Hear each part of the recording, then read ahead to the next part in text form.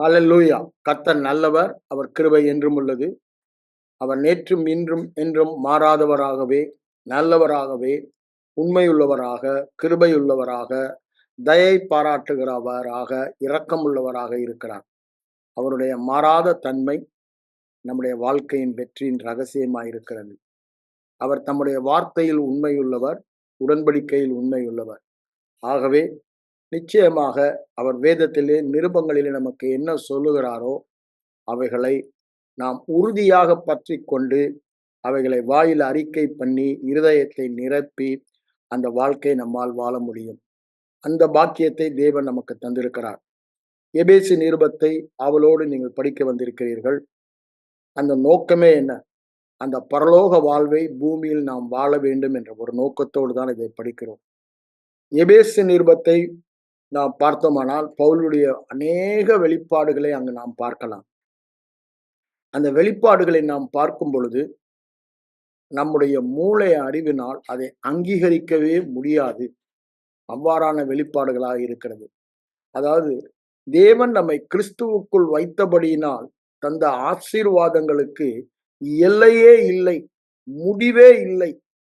அது அற்புதமானது, அது அதிசயமானது, அது கிரகிக்க கூடாத காரியமாக இருக்கிறது. அவ்வளவு பெரிய காரியங்களை தேவன் கிறிஸ்துவின் ஒரே பலியினாலே நம்மை புது சிருஷ்டியாக சகல ஆசீர்வாதத்தின் உரிமைக்காரராக, சொந்தக்காரராக, we are owners of blessing. The blessing we own it, the health we own it, the faith we own it. எல்லாமே நாம் ஓனர்ஸ் என்ற ஒரு இடத்திற்கு தேவன் நம்மை கொண்டு வைத்து விட்டார். நமக்கு இந்த உரிமைக்காரரின் மனநிலை வேண்டும். அதாவது என்ன சொல்றேன், இந்த பூதலத்தின் காரணர் என் சொந்தமானார், அப்படித்தானே? இந்த முழு உலகத்துக்கும் சொந்தக்காரர் என் சொந்தமானார், நான் அவர் சொந்தமானேன், நான் அவருடைய பிள்ளையானேன், அவருடைய வாரிசானேன். அப்ப நம்ம என்ன ஆயிட்டோம்?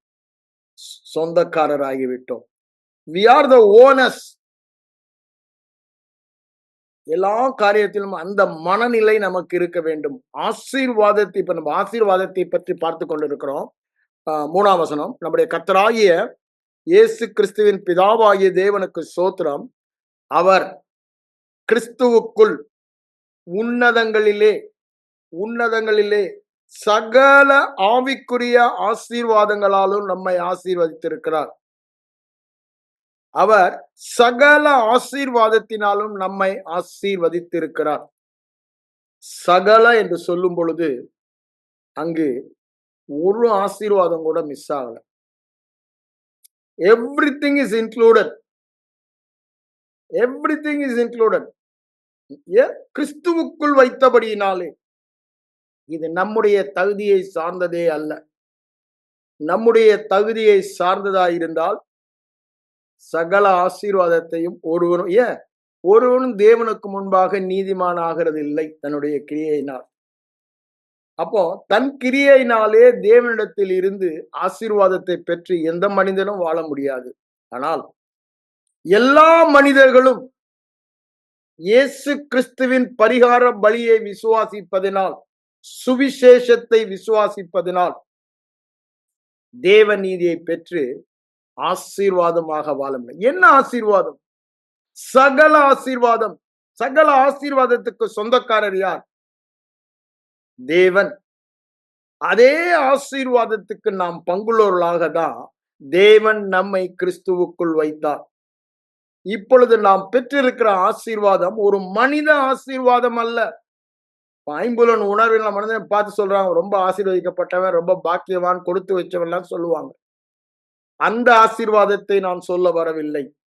இது தேவனுடைய, கிறிஸ்துவனுடைய the very blessing of Jesus we have received because we become one with him. அவரோடு நாம் இணைக்கப்பட்டபடியினால் கிறிஸ்துவின் ஆசீர்வாதத்தையே நாம் பெற்றிருக்கிறோம். இது சாதாரண ஆசீர்வாதம் அல்ல. இது மனிதனால் சம்பாதிக்கவே முடியாத ஆசீர்வாதம். எந்த கிரியையினாலும் இந்த ஆசீர்வாதங்களை எந்த மனிதனும் பெற்றுக்கொள்ள முடியாது. ஆனால் இயேசு கிறிஸ்துவை விசுவாசிக்கிற எவனும் இந்த ஆசீர்வாதத்தில் வாழ முடியும். நாம் ஒரு காரியத்தை அறிந்தால்தான் அதில் வாழ முடியும். அதற்கு தான் நம்ம வேதத்தில் இந்த ஆசீர்வாதங்களை குறித்து பார்த்து கொண்டிருக்கிறோம். கிறிஸ்துவுக்குள் வைத்த ஒரே நோக்கத்தினாலே நாம் பெற்ற பாக்கியத்தை நாம் அறிய வேண்டும். அல்லது நாம் பெற்ற சொத்து எதற்கு நாம் சொந்தக்காரர்கள், அதை நாம் அறிய வேண்டும். ஆனா வேதத்தில் அவர் ஓசியால சொல்லும் போது என்ன சொல்ற 2:8, நான் அவங்கள ஆசீர்வாதமாக்குனேன். ஆனா அவங்க என்ன பண்ணிட்டாங்க? அதை பாகாலுடையது அப்படின்னு தங்கள் கிரியைகளுடையதாக்கினார்கள். ஆண்டவர் தான் ஆசீர்வதிக்கிறவர்,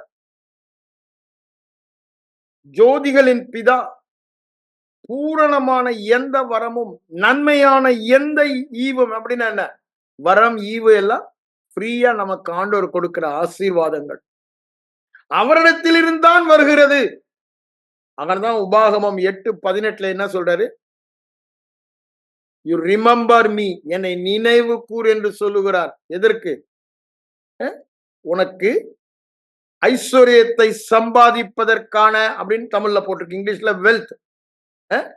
பலனை தருகிறவர். எதற்காக அந்த பலனை தருகிறார்? உடன்படிக்கையை நிறைவேற்றும்படி. அது மிகவும் முக்கியமான வசனம். நாம் அதை எடுத்து படிப்போம். உபாகமம் 8:18 வாங்க. உன் தேவனாகிய கர்த்தரை நினைப்பாயாக. என்ன நினைக்கணும்? He has blessed me with all blessings in the spiritual realm. ஆவிக்குரிய மண்டலத்திலே எல்லா ஆசீர்வாதங்களையும் பெற்றவன். அப்படின்னா என்ன? என்னால் அதை காண முடியாது. காணக்கூடாத மண்டலத்திலே நான் யார்? கிறிஸ்துவாக இருக்கிறேன், அவரோடு இணைக்கப்பட்டபடியால். ஆபிரகாமின் சந்ததியாக ஆசீர்வாதத்தின் சுதந்திரவாளியாக இருக்கிறேன். இவை காணப்படாத ஆவிக்குரிய மண்டலத்தில் நடந்து முடிந்த உண்மைகள். புது சிருஷ்டி அவர் இருக்கிற வண்ணமாகவே இருக்கிறான். அந்த பலியினாலே நம்மை புது சிருஷ்டியாக உருவாக்கி இருக்கிறார். என்ன ஆசீர்வாதத்தினால? கிறிஸ்துவின் ஆசீர்வாதம் உடையவனாக இருக்கிறோம். அவருக்கு எந்த அளவுக்கு ஆசீர்வாதம் இருக்கிறதோ அதே அளவுக்கு உங்களுக்கும் எனக்கும் ஆசீர்வாதம் இருக்கிறது. அந்த ஆசீர்வாதத்தில் 1 இன்ச்சு கூட நமக்கு குறை இல்லை. பரலோகத்தில் வாழ போகிறோமே அந்த ஆசீர்வாத வாழ்க்கை, அது இப்பொழுது வாழ, இப்பொழுது ஆவிக்குரிய மண்டலத்திலே நமது ஆவியிலே மாற்றப்பட்டு கொடுக்கப்பட்டு விட்டது. இப்பொழுது நாம் சாபத்தில் இல்லை, ஆசீர்வாதத்தில் இருக்கிறோம். ஏன்? கிறிஸ்துவுக்குள் இருக்கிறோம். ஆதாமுக்குள் இருந்தவர்கள் எல்லாம் பாவத்துக்குள் இருந்தபடியால் சாபத்துக்குள் இருக்கிறார்கள். நமக்கு ஒரு சாபமும் இல்லை, ஒரு சாபமும் இல்லை. சாபமே இல்லாத, பாவத்தின் பலனாகிய தீவினைகளே இல்லாத பரிபூரண ஆசீர்வாதத்தில் உண்மையுள்ள மனிதன் பரிபூரண ஆசீர்வாதங்களை பெறுவான் என்று சொல்லுகிறது. யார் உண்மையுள்ளவன்? தேவன் சொன்னால் சொன்னதுதான் என்று முழுவதுமாய் அவரை விசுவாசிப்பவன். அவர் என்னை பார்த்து நீ ஆசீர்வதிக்கப்பட்டவன் என்று சொன்னால் நான் ஆசீர்வதிக்கப்பட்டவன். என் ஐம்புலன் உணர்வை செய்ய. இது ஆவி மண்டலத்திலே தேவன் பார்த்து சொல்லுவது. ஒருவேளை என்னால பார்க்க முடியல, ஏன்? ஐம்புலன் அறிவினால நான் நடத்தப்படுகிறேன். ஆனால் தேவன் ஆவி மண்டலத்தை பார்த்து ஆவியாகிய வார்த்தையிலே அவைகளை நமக்கு எழுதி கொடுத்திருக்கிறார். தேவன் ஆயத்தம் பண்ணினவைகளை கண் காணவில்லை, காது கேட்கவில்லை, மனித எண்ணத்தில் தோன்றவும் இல்லை. தேவன் அவைகளை வார்த்தையின் மூலமாக வெளிப்படுத்தி, ஆவியானவர் அந்த வார்த்தையிலே வெளிச்சம் கொடுத்து, அந்த காணக்கூடாத மண்டலத்தில் நாம் என்னவாக இருக்கிறோம், சகல ஆசீர்வாதங்களினாலும் ஆசீர்வதிக்கப்பட்டிருக்கிறோம். அதை காண்கிற கண்களை நமக்கு தருகிறார். அதனால்தான் பவுல் என்ன ஜெபம் பண்றாரு? எபேசியர் 1:10 பிரகாசமுள்ள மனக்கண்களை. ஏன்? நமக்கு கொடுக்கப்பட்ட சுதந்திரம் எதற்கு நான் உரிமைக்காரன், எது என்னுடைய சொத்து, இஸ் மை பர்த் ரைட். ஆசீர்வாதம் என்பது என்னுடைய பிறப்பு உரிமை. நான் கிறிஸ்துவுக்குள் பிறந்த ஒரே காரணத்தினாலே, ஆவியினாலும் வார்த்தையினாலும் மறுபடியும் பிறந்த பொழுது இந்த ஆசீர்வாதத்திற்குள்ளாக நான் பிறந்து விட்டேன். நான் செய்யாத காரியங்கள் இதை மாற்றவே முடியாது. அங்க என்னாகமத்தில் நம்ம படிக்கிறோம், தேவன் நம்மை ஆசீர்வதிப்பதே அவருக்கு பிரியம். ஏன் ஆசீர்வதி பிரியம்? நாம் கிறிஸ்துவுக்குள் இருக்கிறோம். கிறிஸ்துவின் மூலமாக நம்மை பார்க்கிறார். இவர் என் நேசகுமாரன், இவரில் பிரியமாயிருக்கிறேன் என்று சொன்னார். அவருக்குள் இருக்கிறபடியால் நாமும் அவருடைய நேச குமாரர்களாக, அன்பின் குமாரர்களாக, அவருக்கு பிரியமுள்ளவர்களாக இருக்கிறோம். ஆகவே அவருக்கு நம்மை ஆசீர்வதிப்பதே பிரியம். நம்மை ஒருவரும் சபிக்க முடியாது, ஒருவரும் சபிக்க முடியாது. அந்த ஆசீர்வாதத்தை நமக்கு தந்திருக்கிறார். ஆசீர்வாதத்தை திருப்பவே முடியாது என்று அங்கு சொல்லுகிறார். ஆசீர்வதிக்க கட்டளை பெற்றிருக்கிறேன், அதை திருப்ப முடியாது. அவர்கள் ஆசீர்வதிக்கப்பட்டவர்கள். என்ன தெளிவா பாக்குறாங்க, ஆவி மண்டலத்தில் அவன் பார்க்கிறான். தாழ விழும் பொழுது, அவன் தரிசனத்தில் பார்க்கும் பொழுது, ஆனா சூழ்நிலைகளை பார்த்தால் அப்படி இல்லை. ஆனா ஆவி மண்டலத்துல இஸ்ரவேல் ஜனங்கள் எப்படிதான் இருக்காங்க, ஆசீர்வதிக்கப்பட்டவர்கள். அவர்களை ஒருவனும், ஏன்? அது உடன்படிக்கை, அது உடன்படிக்கை. ஆபிரகாமோடு தேவன் பண்ணின உடன்படிக்கை. அததான் இங்க சொல்றாரு, உடன்படிக்கையை உறுதிப்படுத்தும்படி இஸ்ரவேல் மக்களை ஆசீர்வாதமாக வைத்தார். என்ன உடன்படிக்கை? அங்க நம்ம ஆதியாகமம் 17ஆம் அதிகாரத்துல படிக்கிறோம். அந்த உடன்படிக்கையை திரும்ப நான் உங்களுக்கு ஞாபகப்படுத்துகிறேன். ஆதியாகமம் 17க்கு வாங்க. உடன்படிக்கையின் போது ஆபிரகாமோடு பண்ணின உடன்படிக்கையை அவர் அங்கு சொல்லுகிறார். இங்க பாருங்க, 17ஆம் அதிகாரத்துல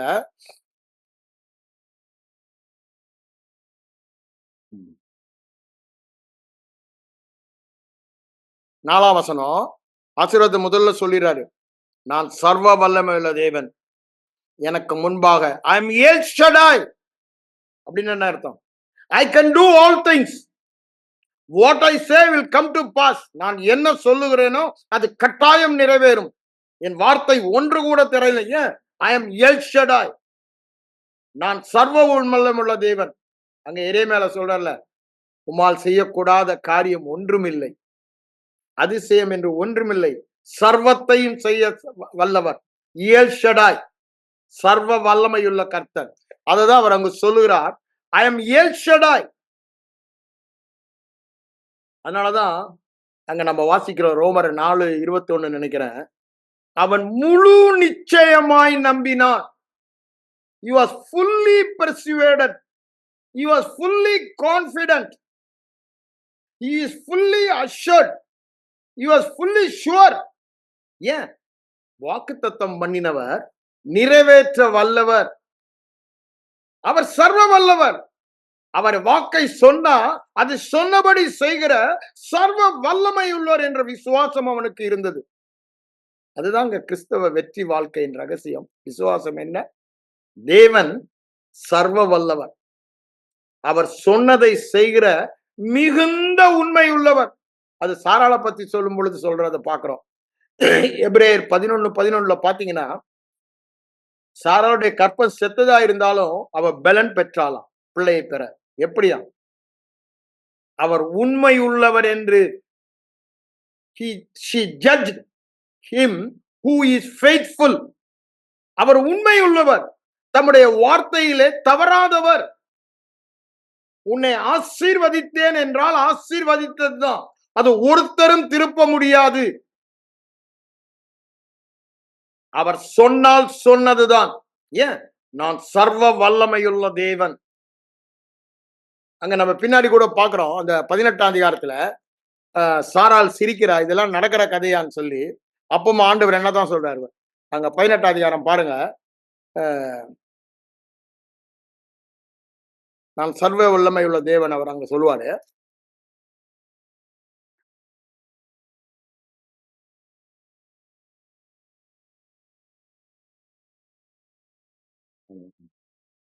அங்கேயும் அதை சொல்லுவதை நாம் பார்க்கலாம். நான் சர்வ வல்லமையுள்ள தேவன் என்று சொல்லுவார். எல் ஷடாய். 14ஆம் வசனம் 18, 14. கர்த்தரால் ஆகாத காரியம் உண்டோ? Is anything impossible for God? அவர் சொல்ல ஆகும், அவர் கட்டளையிட நிற்கும். நான் சொன்னேன், நான் நிறைவேற்றுவேன். திரும்ப திரும்ப சொல்லுகிறார். என் வாயிலிருந்து புறப்பட்ட வார்த்தை வெறுமையாக அதை நிறைவேற்றாமல் திரும்புவதில்லை, தரையில் விழுவதும் இல்லை. நான் சொன்னதை நிறைவேற்றும். நான் விரும்பின காரியம் வாய்க்கும்படி செய்யும். அந்த அளவுக்கு ஆபிரகாமுக்கு தேவனை பற்றிய வெளிப்பாடு இருந்தது. சாராளுக்கு வெளிப்பாடு இருந்தது. அவர் உண்மையுள்ளவர், சொன்னதில் உண்மையுள்ளவர், தம்முடைய வார்த்தையில் ஒரு உண்மையுள்ளவர். சகல பிரஸ்தாபத்தை பார்க்கிலும் தம்முடைய வார்த்தையை மகிமைப்படுத்தி இருக்கிறார். நம்ம இன்று அதை தான் எதிர்பார்க்கிறாரு. உண்மையுள்ள மனுஷன் யார்? தேவன் உண்மையுள்ளவர் என்று நிதானிப்பவன், தேவன் செய்ய வல்லவர் என்று நிதானிப்பவன், அவன் உண்மையுள்ள மனிதன். பெறுவான்னா இனி பெறப் போவதில்லை, ஏற்கனவே பெற்றதை வாழ்க்கையிலே வெளிப்படுத்துவான். மறுபிறப்பிலே நாம் ஆசீர்வதிக்கப்பட்டவர்கள். அந்த நன்மையும் உண்மையுமான இருதயம் நமக்கு தேவையாயிருக்கிறது. அந்த நன்மையும் உண்மையுமான இருதயம் எப்பொழுது வரும்? தியானத்தினால்தான் வரும். தேவன் யார் என்று நீங்கள் தியானிக்கும் பொழுது அந்த நன்மையும் உண்மையுமான இருதயம், அவர் சொன்னவர் உண்மையுள்ளவர் என்று சாராளை போல நிதானிக்க, விசுவாசிக்க, ஆபிரகாமை போல வாக்குத்தத்தம் பண்ணினவர் உண்மையுள்ளவர் என்று முழு நிச்சயம் நம்பிக்கை எப்ப வந்தது? யார் வாக்கு பண்ணிருக்கிறார், யார் அவர், அவரை பற்றிய வெளிப்பாடு, அவர் கொடுத்த வாக்கை குறித்த வெளிப்பாடு, அவருடைய வல்லமையை குறித்த வெளிப்பாடு, அவருடைய உண்மையை குறித்த வெளிப்பாடு. அதனாலதான் அந்த விசுவாசம் வருகிறது. விசுவாசம் தேவனை அறிகிற அறிவினாலே வருகிறது. அதனாலதான் அவரை அறிகிற அறிவினால் இம்மைக்கும் மறுமைக்கும் தேவையான ஏன் அந்த விசுவாசம் அங்கு வருகிறது. எல்லா தேவைகளையும் பெற்றுக் கொள்ளுகிற விசுவாசம் வருகிறது. நான் எதை சொல்ல வந்தேன்? அந்த உடன்படிக்கையை பற்றி உங்களோடு பேச வந்தேன். அவர் உண்மை உள்ளவர், உடன்படிக்கையில் உண்மை உள்ளவர், தன் உடன்படிக்கையில் மாறாதவர். உடன்படிக்கை என்பது எனக்குரியதெல்லாம் உனக்கு, உனக்குரியதெல்லாம் எனக்கு அப்படின்னு அவங்க ரெண்டு பேரும் உடன்படிக்கை பண்ணுகிறது. அதை தான் அங்க பாக்குறோம். 14ஆம் அதிகாரத்துல சர்வமல்லன் எனக்கு உண்மை உத்தமான சொல்லிட்டு அவர் என்ன சொல்றாரு? உத்தமன் என்ன? தேவனை பற்றிய நல்லனும் தம்மை பற்றி உத்தம இருதயத்தோடு இருப்பவர்களுக்கு தம்முடைய வல்லமையை விளங்க பண்ண கர்த்தருடைய கண்கள் பூமி எங்கும் உலாவி கொண்டிருக்கிறது. என்ன வல்லமை? என்ன வல்லமை? நம்மை ஆசீர்வதிக்கிறாரே. It's an empowerment. What is a blessing? It's an empowerment to succeed in every area, to be healthy, to be wealthy, to be prosperous. Whatever I do prospering, that empowerment. அதுதான் இங்க சொல்றாரு. அங்க 8:18 பலத்தை கொடுக்கிறார் என்று சொன்னார். That empowerment, that anointing, it is upon us. இங்க என்ன சொல்றாரு? சர்வ வல்லமை சொல்லிட்டு உனக்கும் எனக்கும் நடுவுல உடன்படிக்கையை ஏற்படுத்துகிறேன், உன்னை திரளாய் பெருக பண்ணுவேன். ஐயா, இந்த ஆசீர்வாதம் நமக்கு வந்தது. திரளாய் பெருக பண்ணுவேன் என்று சொல்லுகிறார். அப்புறம் என்ன சொல்றாரு? மோகம் வந்த பிறகு நீ திரளான ஜாதிகளுக்கு தகப்பனாவாய், உன் பேர் இவ்வாறு மாறப்படும் என்று சொல்லுகிறார். அப்படி சொல்லிட்டு தான் அது என்ன சொல்றார் பாருங்க. உனக்கும் உன் பின்வரும் 7ஆம் வசனம், உனக்கும் உனக்கு பின்வரும் உன் சந்ததிக்கும் நான் தேவனாய் இருக்கும்படி எனக்கும் உனக்கும் உனக்கு பின் தலைமுறை தலைமுறையாக வரும் உன் சந்ததிக்கும் நடுவே என் உடன்படிக்கையை நித்திய உடன்படிக்கையாக ஸ்தாபித்தேன். I established my covenant with your generation, with your seed forever. Forever. அததான் சொல்றாருங்க. இந்த தேசத்தை உனக்கு கொடுத்தேன். பரதேசியாய் தங்கி வருகிற பரதேசி, he was a sojourner, அப்படிதானே? பரதேசியாய் தங்கிய தேசம் முழுவதையும் உனக்கும் உன் பின்வரும் சந்ததிக்கும் நித்திய சொத்தாக ஓனர்ஷிப் கொடுத்தேன் என்று சொல்லுகிறார். நான் அவர்களுக்கு தேவனாய் இருப்பேன் அப்படின்னா என்ன அர்த்தங்க? I will see to it whatever I say it will be done. நான் தேவனாய் இருப்பேன். நான் என்ன சொல்லுகிறேனோ அதை நிறைவேற்றுகிற தேவன். உன்னை ஆசீர்வதிப்பேன் என்றால் அந்த ஆசீர்வாதத்தை உன் வாழ்க்கையிலே வெளிப்படுத்துகிறவர் நான். The onus is on me. அந்த ஆசீர்வாதத்தை உன் வாழ்க்கையிலே வெளிப்படுத்துவது என்னை சார்ந்தது. அப்ப நம்மை சார்ந்தது என்னங்க? விசுவாசிப்பது மாத்திரம்தான் நம்மை சார்ந்தது. ஆபிரகாம் அதை தான் செய்தான். ஆபிரகாமை குறித்து நம்ம வாசிக்கலாம். 2 காரியங்கள் வேதத்துல பிரதானமாய் சொல்லப்படுகிறது. என்ன? விசுவாசம். அடுத்தது என்ன? ஆசீர்வாதம். ஆசீர்வாதம் என்று சொல்லும் பொழுது ஆபிரகாமை தான் சொல்லுகிறது, மாடலா எடுக்குது, அப்படிதானே? விசுவாசம் என்று சொல்லும் பொழுது ஆபிரகாமை தான் மாதிரியாய் எடுக்கிறது வேதம். ஆக நன்றாக புரிந்து கொள்ள வேண்டும். இந்த உடன்படிக்கையை உறுதிப்படுத்தும்படி, அது உண்மை என காண்பிக்கும்படி நமக்கு என்ன பண்றாராம்? ஐஸ்வர்யத்தை சம்பாதிப்பதற்காக பலனை, அதுதான் ஆசீர்வாதம். அததான் அங்க நீதிமொழிகள் 10:24 என்ன சொல்றாரு? கர்த்தருடைய ஆசீர்வாதமே ஐஸ்வர்யத்தை தரும், அதில் வேதனை இல்லை. அதே பத்தி என்ன சொல்றாரு? நீதிமானின் தலையின் மேல் நித்திய ஆசீர்வாதம், நித்திய ஆசீர்வாதம் தங்கி இருக்கும் என்று சொல்லுகிறார்.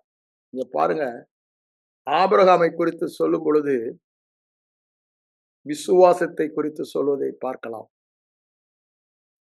தேவன் நீதியை பற்றி சொல்லும் பொழுது ஆபிரகாமுடைய வாழ்க்கை தான் காண்பிக்கப்படுகிறது. ஆசீர்வாதத்தை பற்றி சொல்லும் பொழுது ஆபிரகாமின் ஆசீர்வாதம் தான் நிருபங்களிலும் சொல்லப்படுகிறது. கலாத்தியர் 3 பாருங்க, ரோமர் 4ஆம் அதிகாரத்தை படி அங்க அது சொல்லப்படுவதை நாம் பார்க்கிறோம். அப்போ ஆசீர்வாதத்திற்கும் நீதிக்கும், நீதிமான் தலையின் மேல் நித்திய ஆசீர்வாதம் தங்கும். நீங்க சங்கீதத்துக்கு வாங்க, அங்க 5ஆம் அதிகாரத்தில் அவர் சொல்வதை நாம் பார்க்கலாம். சங்கீதம் 5க்கு வாங்க, அவர் என்ன சொல்றாரு பாருங்க. 5ல நீதிமானை 12ஆம் வசனம், ஆசீர்வதித்து காருண்யம் தயவு என்னும் கேடகத்தால் அவனை சூழ்ந்து கொள்ளுகிறீர். நீதிமானை ஆசீர்வதித்து, அததான் அங்க சொல்லுகிறார் நீதிமொழிகள் 10:6. நித்திய ஆசீர்வாதம் நீதிமானின் தலையின் மேல் தங்கும். நித்திய ஆசீர்வாதம், அது இன்றைக்கு இருந்து நாளைக்கு மாறி போகிற ஆசீர்வாதம் அல்ல. ஆபிரகாமுடைய வாழ்க்கையை பார்க்கும் பொழுது அந்த ஆசீர்வாதங்கள் என்ன என்று பார்க்கிறோம். அவன் பொருளாதாரத்திலும் மற்ற எல்லா காரியத்திலும் வெற்றியாக காணப்பட்டான். ஆசீர்வாதம் இஸ் நத்திங் பட் சக்சஸ். அங்க யோசுவாவுக்கு 1:8 சொல்றாருல, you have great success. English Tamil அப்படி போல, அப்படிதானே? நீ உன் வழியை வாய்க்க பண்ணுவ அப்படின்னு என்ன? நீ செய்யறதெல்லாம் வாய்க்கும், நீ போகிற இடமெல்லாம் ஆசீர்வாதம், நீ எது பண்ணாலும் ஆசீர்வாதம். அங்கு ஒரு குறைவே இருக்காது, எல்லாம் நிறைவுதான் இருக்கும். அங்கு தோல்வியே இருக்காது, அங்கு வேதனையே இருக்காது. உடம்பு நோகாம அப்படின்னு வேதனை இல்லாத ஆசீர்வாதம். வேதனை இல்ல, அதாவது கஷ்டப்பட்டு இன்னைக்கு பார்க்கிறோம், உலக மக்கள் சம்பாதித்து சேர்த்து வைக்கிறாங்க, அது அவங்களுக்கு தொல்லையை தேவன் வைத்தார் என்று சொல்லி. யாருக்கு? உடம்பு நோகாம வேதனை இல்லாம நீங்களும் நானும் பெற்றுக்கொள்ளும்படி விசுவாசத்தினால் மாத்திரம் தேவன் அதை நியமித்து வைத்திருக்கிறார். இந்த ஆசீர்வாதத்துல வேதனையே இல்லைன்னு அப்படின்னு என்ன? நீ you need not toil, you need not toil, you need not work for it. You need not earn it. நீ அதுக்கு தகுதியே இல்ல. ஆனா அவர் உன்னை தகுதிப்படுத்தினார். அவருடைய பலியினாலே உன்னை எதற்கு? ஆசீர்வாதத்துக்கு உன்னை தகுதிப்படுத்தி விட்டார். இந்த ஆசீர்வாதத்திற்கு அந்த பொருளாதாரமாய் இருந்தாலும் சரி, செய்கிற எந்த தொழில் வேலையாய் இருந்தாலும் சரி, அது வாய்க்கும்படி. இன்னொரு விதத்துல சொல்ல போனா, எப்பொழுதுமே நீ தலைதான். You will be head and not tail. You will be above. எல்லாரை விட மேலதான். பூமியில் உள்ள சகல ஜாதிகளிலும் உங்களை மாத்திரம் நான் ஆசீர்வதித்திருக்கிறேன் என்று சொல்லுகிறார். அவர்களை விட மேலாக நம்மை ஆசீர்வதித்திருக்கிறார். நம்ம ஆசீர்வாதத்துக்கு முன்பாக ஒருவனும் இல்லையே.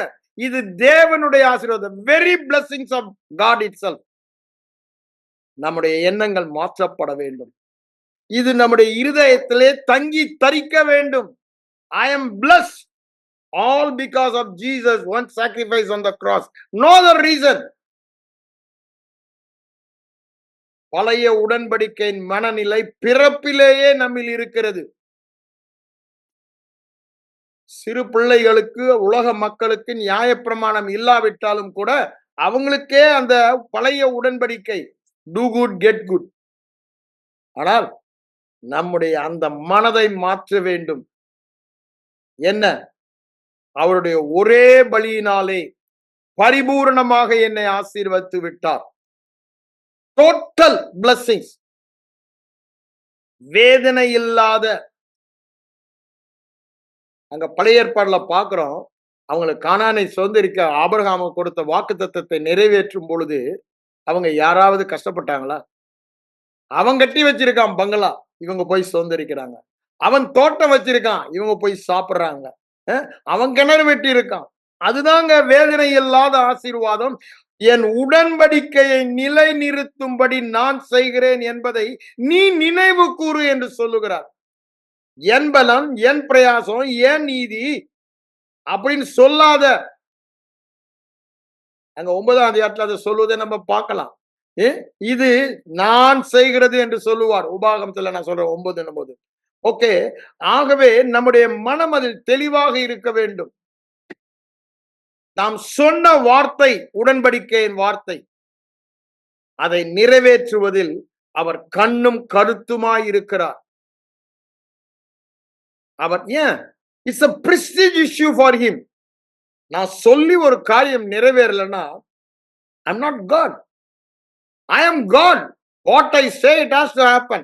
ஆகவே சகல பிரஸ்தாபத்தை பார்க்கிலும் அவருடைய மகிமை என்னதான்? அவருடைய வார்த்தை தான். அவருடைய வார்த்தையில் ஒன்றும் தவறி போகவில்லை என்று யோசுவா சொல்லுகிறார்.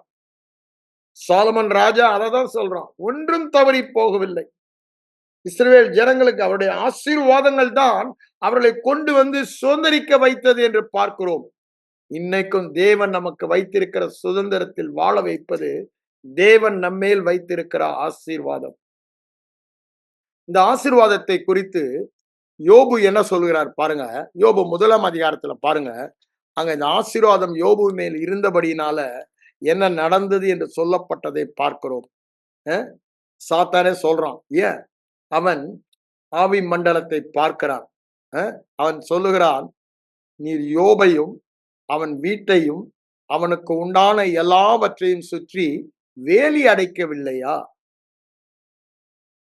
அப்படின்னா என்னங்க? ஒரு பய தொட முடியாது. அந்த இடத்துல வச்சுட்டார். ஆபிரகாம் தப்பு பண்றான். எகிப்தின் ராஜா பார்வோன் என்ன பண்றான்? சகோதரின்னு சொன்னனால சாராள தனக்கு எடுத்துக்கிறான். ஆனா ஆண்டவர் ஆபிரகாம் ஆசீர்வதித்த அந்த ஆசீர்வாதம் சும்மா இருக்குமா? அவனை பாதுகாத்தது. எந்த தீங்கும் சாராளுக்கோ இவனுக்கோ நேராதபடி ஆசீர்வாதம் அந்த இடத்திலே அவனை பாதுகாத்ததை பார்க்கிறோம். வேலி அடைத்து இருக்கிறார். திரும்பவும் தப்பு பண்றான். அப்பமா ஆண்டவர் என்ன பண்றாரு? அவனை எச்சரித்து திரும்பவும் அவனை தொடவே முடியாது. அவன் தவறும் போது கூட, நல்லா யோசித்து பாருங்க, அவன் தவறும் போது கூட இந்த ஆசீர்வாதம். ஏன்? அவன் விசுவாசத்தினால் நீதிமான். நீதிக்கும் ஆசீர்வாதத்துக்கும் தொடர்பு இருக்கிறது போல விசுவாசத்துக்கும் நீதிக்கும் தொடர்பு. நீதி விசுவாசத்தினால் வருகிறது, ஆசீர்வாதமும் நீதிமான் என்ற விசுவாசத்தினால் வருகிறது. நீதிமான் என்ற விசுவாசம் பரிபூரண ஆசீர்வாதங்களை தரும். பரிபூரண ஆசீர்வாதங்களை தரும் என்ன? வெளிப்படுத்தும். இயற்கை மண்டலத்திலே, ஏற்கனவே ஆவி மண்டலத்திலே பரிபூரண கிறிஸ்துவின் ஆசீர்வாதம் உள்ளவர்கள். உத்தம இருதயம், நன்மையான இருதயம், உண்மையான இருதயம் எல்லாம் என்ன? தேவன் சொன்னால் சொன்னபடி என்று தேவனை முழுவதுமாய் சார்ந்து கொள்ளுபவர்களை சொல்லு. அதுதான் விசுவாச வாழ்க்கை, விசுவாசத்தின் பூரண நிச்சயம். இங்க என்ன சொல்றார் பாருங்க, அந்த ஆசீர்வாதம் அவனையும் அவன் வீட்டையும் அவனுக்கு உண்டான எல்லாவற்றையும் சுற்றி வேலி அடைத்திருக்கிறார். உண்டான எல்லாவற்றையும், உன் ஆடு மாடு கூட அப்படிதானே, உன் கற்ப பிறப்பு ஒண்ணுல கூட மலடு இருப்பதில்லை. உபாகமம் 7 அப்படித்தானே சொல்றாரு. 7, 14, 15 வாசிப்பாங்க, அப்படித்தானே சொல்றாரு.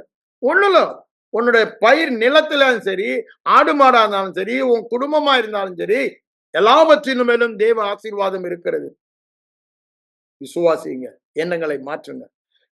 It is not because of me, it is because of his own sacrifice. அந்த உடன்படிக்கையை ஏற்படுத்தினார். அதுதான் சொல்றாரு, எல்லாவற்றின் மேலும் வேலை அடைக்கவில்லையா, அவன் கைகளின் கிரியைகளை நீர் ஆசீர்வதித்தீர். அவன் கைகளின் கிரியைகளை நீர் ஆசீர்வதித்தீர். அவனுடைய சம்பத்து தேசத்தில் பெருகிற்று. காரணம் என்னங்க? தேவனுடைய ஆசீர்வாதம். ஒரு தீங்கு பண்ண முடியாது. ஒருவரும் தீங்கு செய்யாதபடி சுற்றிலு வேலி அடைத்தது தேவ ஆசீர்வாதம். அவன் செய்வதெல்லாம் வாய்க்கும்படி செய்தபடியால் அதுதான் ஆசீர்வாதம். ஆசீர்வதித்தீர் என்று சொல்லுகிறார். அவனுடைய சம்பத்து, சம்பத்து ஐயா ஆவிக்குரிய சம்பத்துன்னு சொல்லலைங்க. நான் போன வாரமே சொன்னேன், ஆவிக்குரிய சம்பத்தா இருந்தா ஈசாக்க பகைக்கிறவங்க வந்து தேவன் உன்னை ஆசீர்வதித்தாலும் சொல்ல முடியுமா? ஏன்னா ஆவிக்குரிய காரியங்களை அவங்களால பார்க்க முடியாது. உலக ஆசீர்வாதங்களை பார்க்கும் போதுதான் தேவன் உன்னை ஆசீர்வதித்திருக்கிறார், தேவன் உன்னோடு கூட இருக்கிறார், நீ என்னை விட பெரிய பலவான். சரீர பிரகாரமாக பார்த்தாங்க, சரீர பிரகாரமாக பார்த்தாங்க. ஆவிக்குரிய மண்டலத்துல உலகத்தில் அவனுக்குள் இருக்கிற பெரியவர் என்பதை அவங்க பார்க்கல. சரீர பிரகாரமாக அது மேனிஃபெஸ்ட். அவன் அவ்வளவு பலத்தவனாய் இருந்தான். எங்களை விட நீ பராக்கிரமசாலி. ஐயா, அவன் பரதேசி அந்த தேசத்தில். யோசித்து பாருங்க. ஆனா அந்த ஊர் ராஜா வந்து சொல்றான், எங்களை விட நீ பராக்கிரமசாலி. அவங்க பொறாமை கொள்ளுகிற அளவுக்கு, அப்படிதானே? ஈசாக்கு அந்த 24 அதிகாரம் 12, 13 வாசித்தீங்கன்னா, அவன் விதைத்தான் தேவன் 100 மடங்கு அவனை ஆசீர்வதித்ததினால், அங்க அவன் கைகளின் பிரயாசத்தை ஆசீர்வதிப்பதினால் அவன் செய்ததெல்லாம் வாய்த்தன 100 மடங்கு. எங்கங்க? பஞ்சதேசம். பஞ்சதேசம். அங்கும் இங்கும் எங்கும் பஞ்சம் இருந்தாலும் எனக்கு பஞ்சம் இல்லை. 100-fold harvest. நான் செய்கிற வேளையில் அவர் கரம் இருக்கிறது, அவருடைய ஆசீர்வாதம் இருக்கிறது. அதான் சொல்றாரு, அவன் கைகளின் கிரியைகளை ஆசீர்வதித்ததினால் 100 மடங்கு பலன். அதுக்கு அடுத்த வசனம் ரொம்ப அழகா இருக்குல்ல. அந்த ஆசீர்வாதம் ஒருத்தன் மேல இருந்தா ஒரு நாள் ஆசீர்வாதம் இல்ல, வர வர அவன் என்ன செழிப்பானான். அந்த செழிப்பு வர வர அதிகமானது, குறையவே இல்லை. வர வர செழிப்பு அதிகம். He prospered more and more and more and more. நடுப்பகல் வரைக்கும் அதிகம் அதிகமாய் பிரகாசிக்கிற சூரிய வெளிச்சத்தை போல அவனுடைய செழிப்பு அதிகமானது. அத மற்ற மக்கள் காண முடிந்தனாலதான் தேவன் உன்னோடு கூட இருக்கிறார். பாருங்க, ஆசீர்வாதம் எவ்வளவு பெரிய ப்ரொடெக்ஷன் தருகிறது. பொருளாதாரம் மாத்திரமல்லங்க, தீங்கு செய்யாதபடி, ஆபிரகாமுக்கு தீங்கு செய்யாதபடி அந்த ராஜாவையே தேவன் கண்டிக்கிறார். இவன் தப்பு பண்ணிட்டான், அடே நீ தப்பு பண்ணிட்டேன்னு ஆண்டவர் விட்டாரா? இல்ல, உடன்படிக்கையை காக்கிற தேவன். அழைத்தவர் உண்மையுள்ளவர், அவர் அப்படியே செய்வார். உன்னை ஆசீர்வாதமாக அழைத்தவர் உன்னை ஆசீர்வாதமாக வாழ வைப்பார். நம்முடைய வேலையெல்லாம் அவர் செய்வார் என்று சொன்னதை செய்பவர், செய்வதை சொல்பவர் என்று அவரை விசுவாசிப்பது நமது வேலை. நம்மில் எதிர்பார்ப்பதெல்லாம் விசுவாசம். விசுவாசத்தினால்தான் அவன் நீதிமான். அவன் நீதிமான் ஆனபடியினால்தான் அவன் ஆசீர்வதிக்கப்பட்டான். அவன் ஆசீர்வாதம் அவன் மேல் இருந்தபடியினால் அவன் விதை விதைத்தான், 100 மடங்கு பலன் வர வர வர செழிப்பின் மேல் செழிப்பு அடைந்து மகா செழிப்பு உள்ளவனானான். He prospered greatly. ஆங்கிலத்தில் ரொம்ப அழகா போடுது. He prospered greatly. எல்லை இல்லாத அளவுக்கு. எதுங்க காரணம்? எதுங்க காரணம்? எது காரணம்? தேவன் அவனோடு கூட இருந்தார். தேவன் அவனோடு கூட இருந்தார். தேவன் அவனோடு கூட இருந்தார். ஆசீர்வாதம் அவனோடு கூட இருந்தது. ஓபேத் ஏதோம் அவன் வீட்டையும் அவனுக்கு உண்டான யாவற்றையும் தேவன் ஆசீர்வதித்தார். ஏன்? தேவனுடைய பெட்டி, ஆசீர்வாதத்தின் ரகசியம். அந்த தேவனே நமக்குள் இருக்கிறார். அவனையும் அவனுக்கு உண்டான எல்லாவற்றையும் ஆசீர்வதித்தார் என்று தாவீதுக்கு சொல்லப்பட்டது. அங்க 1 நாளாகமம் 13ஆம் அதிகாரம் நினைக்கிறாங்க, 13, 14 அதிகாரத்தை அதை நம்ம வாசிக்கிறோம். அவனுக்கு உண்டான யாவற்றையும் வேலை அடைக்கிறார், பாதுகாக்கிறார், வாய்க்கும்படி ஆசீர்வதிக்கிறார். The whole world knows Obed-Edom's house is blessed. காணத் அதனாலதான் சொல்றேன், இந்த ஆவிக்குரிய பிளஸிங் நீ ஏமாத்துவாங்க, ஏமாந்து போவாதீங்க. It can be seen. மற்ற ஜனங்கள் காணத்தக்கதாக வித்தியாசத்தை காண்பித்தார்ல காமின் தேசத்திலே, அங்க இஸ்ரவேல் தங்கி இந்த தேசத்துல அந்த வித்தியாசத்தை காண்பிக்கிற தேவன். அதுதாங்க ஆசீர்வாதம். அங்க எல்லாம் சாகறான், இங்க யாரும் சாகல. அங்க எல்லாம் தவளை, இங்க தவளை இல்ல. அப்படிதானே? அங்க எல்லாம் பேனு, எல்லாம் வருது பாருங்க. வித்தியாசத்தை காண்பிக்கிறார். That is a blessing upon them. அதான் சொல்றாரு, அவன் கைகளின் கிரியிலே ஆசீர்வதித்தீர், அவனுடைய சம்பத்து தேசத்தில் பெருகிற்று. அங்க என்ன சொல்றான்? He prospered greatly. அவ்வளவு தூரத்துக்கு கிரேட்டா ஆபிரகாமும் லோத்தும் சேர்ந்து இருக்க முடியலையா, பூமி தாங்கலையா. அவங்க சம்பத்து அவ்வளவு பெரிதா இருந்ததுன்னு அங்க ஆதியாகமம் 13:6 நம்ம வாசிக்கிறோம். அதேதான் ஏசாவும் யாக்கோபும் சேர்ந்து வாழ முடியல, சம்பத்து அவ்வளவாய் பெருகியது. ஏன்? அது ஆபிரகாமோடு பண்ணின உடன்படிக்கையின் ரகசியம். அந்த ஆசீர்வாதம் அவர் மேல் இருந்தது. சம்பத்து மாத்திரம் இல்லைங்க, பாதுகாப்பு இங்க சொல்றாரு. சுற்றிலும் வேலி அடைத்து இருக்கிறார். அங்க ஆபிரகாம வேலி அடைத்தார். ராஜா தீங்கு செய்ய முடியல, அவன் ஒய்ஃபை தொட முடியல, அவன் தப்பு பண்ணும்போது கூட. அப்புறம் பாருங்க, அங்க 300 பேரு கூட போறோம். அவங்க ராஜாக்கள் வந்து சோதம் பட்டணத்தை பிடிச்சி எல்லாம் சிறைப்படும். 300 பேர் கூட போறாங்க. அவங்க எல்லாம் வாரியர்ஸே கிடையாது. அவங்களாம் யாரு? அவன் வீட்டுல வேலை செய்யற ஆட்கள். ஒரு ராஜாக்களை 5 ராஜாக்களை ஓட ஓட விரட்டி அவங்கள பிளண்டர் பண்ணி கொள்ளை அடித்து எங்க இருந்ததுங்க வந்துச்சு அந்த இது? அது ஆசீர்வாதம் செய்கிறது. இயற்கைக்கு அப்பாற்பட்ட விதத்திலே அவர்களோடு இருக்கிறவர் நம்மோடு இருக்கிறவர் அதிகம் என்ற அந்த காரியத்தை செய்கிறது தேவனுடைய ஆசீர்வாதம். கிதியோனும் 300 பேர் தான். லட்சக்கணக்கான ஜனங்களை கொள்ளையடிக்கிறாங்க, விரட்டுறாங்க. எப்படிங்க? அந்த ஆசீர்வாதம்.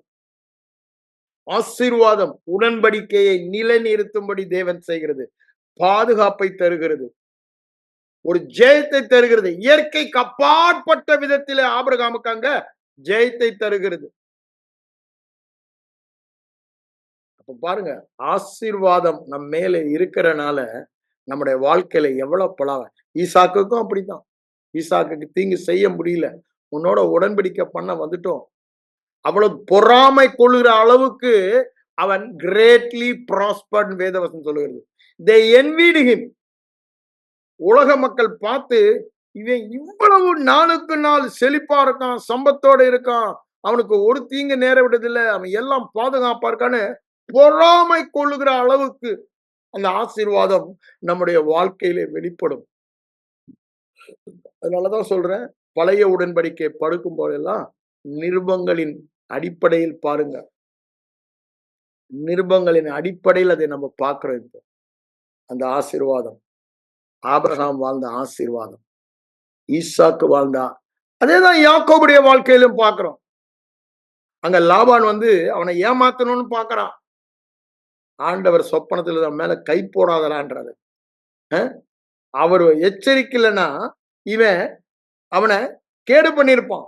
தொட உடல ஆண்டவர் எச்சரித்துட்டார். தொலைச்சு புட்டான் பயல, தொட்டினா என் மகனன்னு. அதே தாங்க இன்னைக்கு சொல்றாரு. அவன் பயந்துட்டான் லாபான். அத சொல்றான் அது மாத்திரமா அவனை ஏமாத்தணும்னு பார்த்தான். ஆனா ஆண்டவர் என்ன, அவ்வளோ பெரிய ஆஸ்தி அவனுக்கு கொடுத்துட்டாரு. நான் போன வாரம் அந்த 31ஆம் அதிகாரம் முடியும் போது 43ஆம் வசனத்துல உங்களுக்கு வாசித்து காண்பித்தேன். எது தேவனுடைய ஆசீர்வாதம் அவன் செய்தது. அவன் பெரிய ஒரு யுக்தி இல்ல, அது என்னமோ சிம்பிளா வேதத்துல போட்டிருக்கு. அவன் வெட்டி போட்டான் அந்த கலர்ல புள்ளி புள்ளியாலாம், அதுக்கேத்த மாதிரி போட்டதுன்னு. அதெல்லாம் தேவனுடைய ஆசீர்வாதம். அதனால்தான் பிரசங்கி என்ன சொல்றான், உன் ஞானம் அல்ல, உன் பலம் அல்ல, தேவனுடைய சமயமும் கரமும் உன்னோடு இருக்க வேண்டும் என்று சொல்லுகிறான் அங்க 16ஆம் அதிகாரத்துல. அப்ப பாருங்க, இது வெரி கிளியர். 9:11 சாரி மாற்றி சொல்லுங்க. அப்போ ரொம்ப கிளியரா சொல்லுவதை நாம் பார்க்கிறோம். அததான் இங்க சொல்றாரு, வேலி அடித்துன்னு. அதை திருப்பி யோப் சொல்லும்போது பாருங்க, 29ஆம் ரொம்ப அழகா அதை பத்தி சொல்லியிருக்கான். சொல்லுவான் பாருங்க, பழைய நாட்களை நினைத்து என்ன பேசுறான் பாருங்க. யோபு 29 சென்று போன மாதங்களில் தேவன் என்னை காப்பாற்றி வந்த நாட்களிலும் எனக்கு உண்டாயிருந்த சீர். அது என்ன சீருங்க? அதுதான் ஆசீர்வாதம். நீ ஆசீர்வாதமா இருப்பாய். அப்படித்தானே 7 ஆசீர்வாதங்களை அங்க முதல்ல அவனை கூப்பிடும் போதே சொல்லுவது 12ஆம் அதிகாரத்துல பாருங்க. ஆதியாகமம் 12 அங்க அதை வாசிச்சுட்டு திருப்பி நான் இங்க வரேன் நானு. வாங்க, அங்க என்ன சொல்றாரு பாருங்க. ஆதியாகமம் 12 முதல் ஆசீர்வாதம் என்ன சொல்றாரு, உன்னை பெரிய ஜாதியாக்குவேன். I'll make you a great nation. உன்னை ஆசீர்வதித்து, அதுலதாங்க எல்லாமே அடங்கி போச்சு. இங்க இவன் என்ன சொல்றாரு, முந்தின நாட்களில் எனக்கு இருந்த சீர், அப்படித்தானே, உண்டாயிருந்த சீர், இந்த ஆசீர்வாதம் அவன் மேல் இருந்தது. நீதிமானின் சிரசின் மேல் நித்திய ஆசீர்வாதம் தங்கி இருக்கும். அது சீர் என்று சொல்லுகிறான். நற்சீர், சீர், எல்லாவற்றிலும் perfect, nothing missing, nothing broken, சீர் பொருந்தினதா இருந்தது என்றுதான் ஆசீர்வாதம் சொல்றான். அதுதான் ஆண்டவர் சொன்னார், உன்னை ஆசீர்வதிப்பேன் என்று சொல்லுகிறார். உன்னை பெரிய ஜாதியாக்குவேன். 2வது, உன்னை ஆசீர்வதிப்பேன், உன் பேரை பெருமைப்படுத்துவேன். உன்னை தேவன் ஆசீர்வதிக்கும் பொழுது you will not be, அவன் என்ன சொல்ற, எங்க எஜமா மகா பெரிய பிரபு, அப்படித்தானே சொல்றான். அவன் வேலைக்காரன் அங்க போகும்போது பெண் கேட்கும் பொழுது தேவன் அவரை சகல காரியங்களிலும், ஏன் பிரபு, சகல காரியங்களிலும் அவனை ஆசீர்வதித்திருக்கிறார். மகா பெரியவான ஐஸ்வர்யவானாய் இருக்கிறார். அங்க 34:25 எடுத்து படிச்சு பாருங்க. சரி, 24:35 எடுத்து படிச்சு பாருங்க. அங்க அவர் சொல்வதை பார்க்கிறோம். அதுதான் தேவன் அவனை பெரும்படுத்துறது. அவன் கல்லறைக்கு வைக்கிறதுக்கு இடம் கேட்கிறான். அப்ப ஜனங்க என்ன சொல்றாங்க, பிரபுயா நீ, உனக்கு எதுனாலும் எடுத்துக்கின்றான். உலக மக்களும் அவனை பிரபு என்று தான் சொல்லுகிறார்கள். நன்றாக பாருங்கள், உன் பேரை பெருமைப்படுத்துவேனார். அவன் வாழும் போதும் பெருமைப்படுத்தினாரு. உலகம் முடியும் வரைக்கும் ஆபிரகாமின் பெயர் பெருமைப்படுத்தப்படுகிறது. ஆபிரகாமின் பெயர் பெருமைப்படுத்தப்பட, ஆண்டவர் சொன்னதை செய்பவர். அவனுக்கு இருக்கிற பெருமை யாருக்குமா வந்திருக்குமா? அவ்வளவு தூரத்திற்கு பெருமைப்படுத்தினார். நீங்களும் நான் இன்னைக்கு ஆபிரகாமின் சந்ததின்னு சொல்லுகிற அளவுக்கு, அந்த சந்ததி கிறிஸ்துவே, அப்படித்தானே கலாத்தியில சொல்றாரு, அந்த சந்ததி கிறிஸ்து, அவருடைய சந்ததி. எவ்வளவு பெரிய பெருமைங்க. What a great name he has. உன் நாமத்தை, உன் பெயரை, உன்னை பெரிய ஜாதியாக்குவேன், ஆசீர்வதிப்பேன், உன் பேரை பெருமைப்படுத்துவேன், நீ ஆசீர்வாதமாயிருப்பாய். நீ செய்வதெல்லாம் வாய்க்கும். ஆசீர்வாதம். உன் சம்பத்து பெருகும். நீ நாளுக்கு நாள் விருத்தி அடைவாய். குறைவு படவே மாட்டாய். குன்றி போகவே மாட்டாய். You will always be head. You will always be above. அதுதானே சொல்றாரு. நீ ஆசீர்வாதமாய் இருப்பாய். நீ போனாலும் ஆசீர்வாதம், நீ வந்தாலும் ஆசீர்வாதம், நீ தொட்டதெல்லாம் ஆசீர்வாதம். அது சிறு காரியமானாலும் பெரு காரியமானாலும் நீ செய்கிறதெல்லாம் ஏன் அது தேவன் உன்னோடு கூட இருக்குது. தேவனே செய்கிற காரியம். I will do it. அதுதான் சொல்றாரு. புதிய உடன்படிக்கை சொல்ற மாதிரிதான் அவனுக்கும் சொல்றாரு. I will do it, I will do it என்றுதான் சொல்லுகிறார். அவன் செய்துதானாங்க. ஆமென். நீங்க சொன்னபடியே ஆகட்டும் ஆண்டவரே என்றான். வேற ஒண்ணு அவன் சொல்லல. அதுதான் அவர் சொல்றாரு. ஆசீர்வாதமாய் இருப்பாய். உன்னை ஆசீர்வதிக்கிறவளை ஆசீர்வதிப்பேன், உன்னை சபிக்கிறவளை சபிப்பேன். பூமியில் உள்ள வம்சங்கள் எல்லாம் உனக்குள்ள ஆசீர்வதிக்கப்படும். ரொம்ப கிளியரா சொல்லிட்டாரு. இதேதான் யாக்கோபட்டையும் சொல்றாரு. உன்னை ஆசீர்வதிப்பேன், உன்னை சபிக்கிறவளை சபிப்பேன். சந்ததி சந்ததியாக அந்த ஆசீர்வாதம் ஈசாக்கின் வாழ்க்கையில பார்க்கிறோம். அவன் பேரை பெருமைப்படுத்தினான். ஏன்? அவன் ஆசீர்வாதமாக இருந்தான். யாக்கோபின் வாழ்க்கையில பார்க்கிறோம். யோசேப்பின் வாழ்க்கையில பார்க்கிறோம். கர்த்தர் அவனோடு இருந்தார். அவன் காரிய சித்தி உள்ளவனாயிருந்தான். அவன் செய்ததெல்லாம் வாய்த்தது. He prospered greatly. அவன் ஜெயில இருந்தாலும் சரி, வேலைக்காரனா வீட்டுல அதிகாரி வீட்டுல இருந்தாலும் சரி, பார்வோன் அரண்மனையில் இருந்தாலும் சரி, அவன் செய்ததெல்லாம் வாய்த்தது. 7 வருஷம் கடும் பஞ்சங்க. அகில உலகத்தையும் அவன் போஷிக்கிறவனானா எவ்வளவு பெரிய அந்தஸ்து பாருங்க. ஏன்? அந்த ஆசீர்வாதம் அவன் மேல் தங்கி இருந்தது. ஆபிரகாமுக்கோடு ஏற்படுத்தின உடன்படிக்கையை உறுதிப்படுத்தும்படி யோசேப்பு உத்தமனாக அதை விசுவாசித்தான். இஸ்ரவேல் ஜனங்களுடைய வாழ்க்கையிலும் அதை தான் நம்ம பார்க்கிறோம். நீங்க 105ஆம் சங்கீதத்துக்கு வாங்க. அதுக்கப்புறம் யோபை பார்ப்போம். 105ஆம் சங்கீதத்துல என்ன சொல்றாரு பாருங்க. அவருடைய 5ஆம் வசனம், தாசனாகிய ஆபிரகாமின் சந்ததியே, அவரால் தெரிந்து கொள்ளப்பட்ட யாக்கோபின் புத்திரரே என்று அவர் அங்கு சொல்லுகிறார். அவர் செய்த அந்த ஆசீர்வாதம் ஆபிரகாம் மூலமா வந்ததை நீங்க பாத்தீங்க, அதிசயத்தை பாத்தீங்க. அதெல்லாம் சொல்லிட்டு என்ன சொல்றாரு? 1000 தலைமுறைக்கென்று அவர் கட்டளையிட்ட வாக்கை, ஆபிரகாமோடு பண்ணின உடன்படிக்கையை, ஈசாக்கோடு இட்ட ஆணையை என்றென்றைக்கும் நினைத்திருக்கிறார். மனசுல போடுங்க. அதை சொல்லிட்டு என்ன சொல்றாரு? அதை பிரமாணமாகவும் நித்திய உடன்படிக்கை. It's an eternal covenant. It cannot be changed. அதை சொல்றாரு. இந்த நியாயப்பிரமாண மோசே மூலமாய் வந்த உடன்படிக்கை மாதிரி மாற்றப்படுகிறது அல்ல. உங்கள் சுதந்திரமான கானான் தேசத்தை உங்களுக்கு தருவேன் என்றார். ஆபிரகாமுக்கு சொன்னாரா? சொல்றாரு இல்ல. 15ஆம் அதிகாரத்துல அதை பார்க்கிறோம். அதை சொல்லிட்டு இங்க என்ன சொல்றாரு பாருங்க. அக்காலத்தில் அவர்கள் கொஞ்ச தொகைக்கு உட்பட்டவர்களாய் இருந்தார்கள். பரதேசிகளாய். பரதேசின்னா சொந்தம்னு ஒண்ணுமே இல்லைங்க. எனக்கு சொந்தம் பாராட்டுறதுக்கு ஒண்ணுமே இல்லை. பரதேசி. அப்படி இருக்கும் பொழுது ஆண்டவர் சொல்றாரு, முழு கானான் தேசத்தை 5 ஜாதிகள் அவங்க அனுபவித்துக் கொண்டிருந்த இடம், அவங்க சொத்து, அதை உங்களுக்கு தருவேன் என்றார். கொஞ்சம் பரதேசிகமாயிருந்தார்கள். ஒரு ஜனத்தை விட்டு மறுதேசத்தானே போனார்கள். அப்படி இருக்கும் பொழுது அவர் என்ன பண்ணாராம்? அது அர்த்தவசனம் பாருங்க. அவளை சுற்றி வேலி அடைத்திருந்தார். அவர்களை ஒடுக்கும்படி ஒருவருக்கும் இடம் கொடுக்கவில்லை. உங்களையும் என்னையும் ஒருவனும் ஒடுக்க முடியாது. எந்த காரியத்திலும் ஒடுக்க முடியாது. ஏன்? இந்த ஆசீர்வாதம், ஆபிரகாமோடு பண்ணின ஆசீர்வாத உடன்படிக்கை, the covenant of blessing with Abraham is an eternal blessing. Through Christ it has come upon us. நம்ம கலாத்தியர்ல அதை படிச்சோம். அதான் இங்க சொல்றாரு, ஒடுக்கும்படி ஒருவனுக்கும் இடம் கொடாமல் அவர்கள் நிமித்தம் ராஜாக்களை கடிந்து கொண்டார்.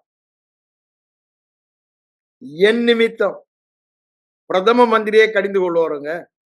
பிரசிடென்ட் ட்ரம்பா இருந்தா கூட சரி, அவனையே கடிந்து கொள்வார். எந்த பெரிய டிபார்ட்மெண்ட் அதிகாரி இருந்தாலும் அவனை கடிந்து கொள்வார். ஏன்? எனக்கு ஒரு பயத்தில். ஏன்? the blessing is upon me. நான் போய் கேட்டா சரி செஞ்சிடறேன் சார்னு சொல்லுவோம். ஏன்? the blessing is upon me. renew your mind. மனதை மாற்றுங்க, இருதயத்துல வசனத்தை பதியுங்க, விசுவாசியுங்க. ஒடுக்கும்படி ஒருவனுக்கும் இடம் கொடாமல் அவர்களை கண்டிப்பார். எப்படி? அங்க பார்வோன் ஆபிரகாம் தான் தப்பு பண்ணான், ஆனா அவனை கண்டித்தாரு. அபிமெலேக்கு அவனை கண்டித்தாரு. ஈசாக்கு வாழ்க்கையிலும் பார்க்கிறோம், கண்டித்ததை பார்க்கிறேன். சொல்லிட்டு அவர் என்ன சொல்ல பாருங்க, நான் அபிஷேகம் பண்ணினவர்களை. நான் ஏற்கனவே சொன்னேன், ஐஸ்வர்யத்தை சம்பாதிப்பதற்கான பலன் அபிஷேகம், ஆசீர்வாதம் என்னும் அபிஷேகம். அததான் சொல்றாரு, தொடாத என்னுடைய தீர்க்கதரிசிகளுக்கு தீங்கு செய்யாமலும் இருங்கள் என்று. அது நிறைய ஆசீர்வாதங்கள் சொல்வதை நம்ம அந்த 105வது இடத்துல பார்க்கலாம். எல்லாமே இந்த உடன்படிக்கை சொன்னார்ல, இட்ட வாக்கையும் ஆபிரகாமுடைய உடன்படிக்கையும் அவர் நித்தியமானதா ஏற்படுத்தி நித்திய உடன்படிக்கை ஆக்கி நான் சொல்லிட்டு தான் இதெல்லாம் சொல்லிட்டே வராரு. நிறைய இருக்கு, நான் படிக்கல. 24ஆம் வசனத்தை உங்களுக்கு படிக்கிறேன். அவங்க காமின் தேசத்திலே பரதேசிகளாய் இருந்தார்கள். 70 பேர் அவங்க 6 மில்லியன் பெருகும் போது அவங்களுக்கு அங்க சொந்தங்க அந்த ஊர் கிடையாது. ஒரு ஊரை விட்டு ஒரு ஊருக்கு வந்த பரதேசிங்க. ஆனா ஆண்டவர் என்ன பண்ணார்? அவர்களை பலுக பண்ணி ஆசீர்வாதம் உங்களை மல்டிப்ளை பண்ணுங்க, ஃப்ரூட் பேரிங் பண்ணும், கனி கொடுக்க வைக்கும். பலுக பண்ணி ஃப்ரூட் பேரிங். அவளுடைய சத்துருக்களை பார்க்கலும் அவர்களை பலவான்களாக்கிறார். ஈசாக்கு மாத்திரம் அல்லங்க, யாக்கோபுக்கு மாத்திரம் அல்லங்க, ஆபிரகாமுக்கு மாத்திரம் அல்லங்க, இஸ்ரவேலருக்கு மாத்திரம் அல்லங்க, அந்த சந்ததி கிறிஸ்துவே, கிறிஸ்துவுக்குள் பிறந்த நீங்களும் நானும் ஆபிரகாமின் ஆசீர்வாதத்துக்கு உரியவர்கள். நாம் பலுகுவோம், பலுகுவோம். we will multiply and will be fruit bearing. கனி கொடுப்போம், பலுகி பருகி கனி நிரப்புவோம். சத்துருக்களை பார்க்கிலும் அதிக பலவான்கள். சத்துருக்களை ஏன் இந்த ஆசீர்வாதம் வெளி தோற்றத்துல ஒண்ணுமில்லாதவனை போல இருக்கலாம் ஐம்புலன்ல பார்க்கும் பொழுது. ஆனால் இந்த ஆசீர்வாதம் இருக்கும் பொழுது அவன் பலவான், அவன் பராக்கிரமசாலி. கிதியோன் பார்க்கறதுக்கு பயந்து பயந்து கொள்ளையடிக்கிறான். இந்த ஆபிரகாமோட பண்ணின உடன்படிக்கையினால அந்த ஆசீர்வாதம் அவன் மேல இருந்தனால ஆண்டவர் என்ன சொல்றாரு? பராக்கிரமசாலியே, கர்த்தர் உன்னோடு கூட இருக்கிறார், ஆசீர்வாதம் உன்னோடு கூட இருக்கிறது, நீ இவர்களை ரட்சிப்பாய். அதே வார்த்தை தாங்க நமக்கு இன்னைக்கு வருகிறது. அதுதான் இங்க சொல்றார், பலவான்கள் ஆக்கினார். அப்புறம் அற்புதங்கள் எல்லாம் செய்தாரு. 28ஆம் வசனம் என்ன சொல்றாரு பாருங்க, அவருடைய வார்த்தைகளை எதிர்ப்பார் இல்லை. இதெல்லாம் அவருடைய வார்த்தையின்படி நடக்கிறது. அதை நடைபெறாதபடி தடை செய்ய ஒன்றுமே இல்லை, ஒருவனும் இல்லை. அவருடைய வார்த்தையை எதிர்ப்பார் ஒருவரும் இல்லை. அப்புறம் அந்த வித்தியாசத்தை எப்படி அங்க காமின் தேசத்திலே காண்பித்தான்னு சொல்லிட்டு 37ஆம் வசனத்துக்கு வாங்க.